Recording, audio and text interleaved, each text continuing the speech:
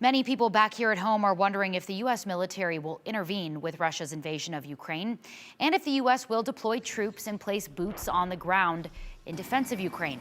University of Idaho political science professor Florian Juswan says it's not likely, sort of reaffirming what we've heard our elected officials say.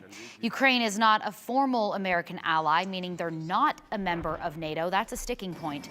Our Andrew Bartline joins us in the next half hour, breaking down the NATO alliance clause, and he'll tell us what it would take for the U.S. to place actual boots on the ground in another country's defense.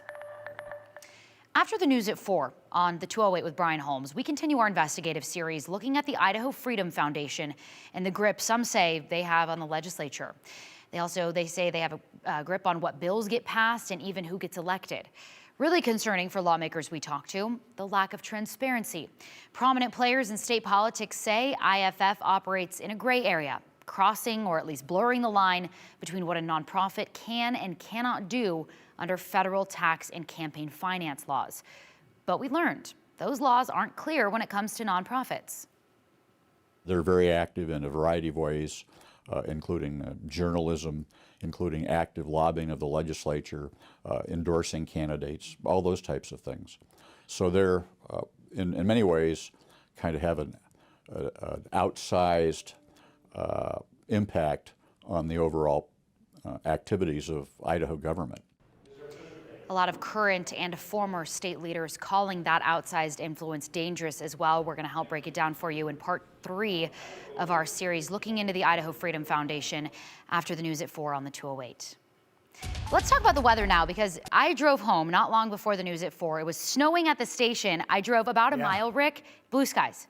Now, and you go outside, that's what you see. Even that's wow. This is what we have outside right now, too. You can see the clouds, kind of dark in spots, and likely in some of those areas, there's some light snow showers and then starting to clear in other areas. What I've got for this evening, I do believe that this is going to start clearing out between about 5 to 6 o'clock. I don't know if we're going to see much of the sunshine because of the sunset.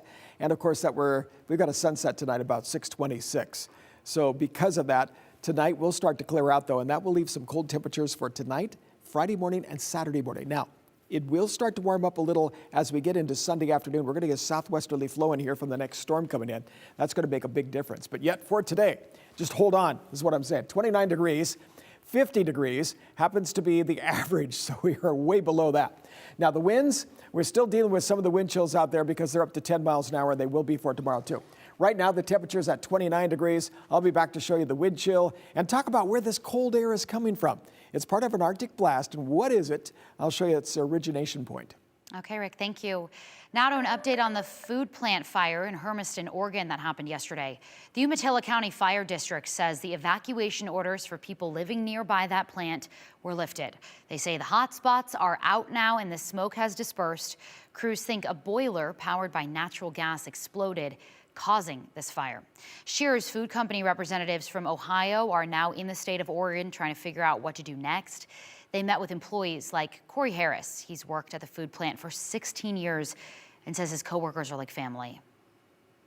Shearer's changed a lot in people's lives, gave them jobs, gave them opportunities to grow, like really getting teary-eyed because of what happened. It was just so sad seeing that happen. Now, where do we turn? Where do we go? Yeah, they got to figure out what's next in terms of work. The city of Hermiston says 1 in 30 jobs in that zip code are connected to Shearer's Foods, so this is a major loss for that area.